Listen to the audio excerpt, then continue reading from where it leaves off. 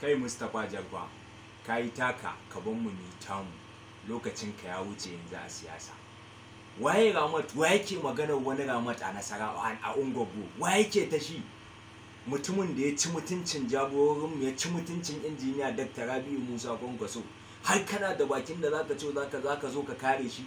Kai fa kace Kwankwason nan shi kake bi, ka dau Qur'ani a gaban mu, ka dau Qur'ani ka daga kace zaka bi Kwankwaso har ƙarshen rayuwarka. Amma yau kai ne ka zo kace dependent ɗin Ramat. Yau Ramat ya ci mutuncin injiniya Dr. Rabi'u Musa Kwankwaso. Yau ya ci mutuncinsa, har shi kace magana cewa zaka kare, har magana kace kai kace da mutanen da wa kace da shi a Rimin Kebe, wa kace da shi a Ungwaggo da zai zo har ya ce zai zaɓi Ramat, wa kace da shi? Kai fa taka ta ƙare a siyasa. Ina so in gaya maka taka ta ƙare a siyasa. Ka ban mu yanzu mu ne matasan da muke yi. Kai yanzu babu kai a cikin layin siyasa ma idan ana lissafo 'yan siyasa a cikin Nasarawa ko a jihar Kano, babu kai a ciki. Saboda haka ina so in baka wata shawara, ka koma ka janye kalamanka. Kana ta maganar petition idan an rubuta petition a kansa ƙarya aka yi bai yi ba. Muna da bidiyo zahiri wanda ya ci mutuncinmu.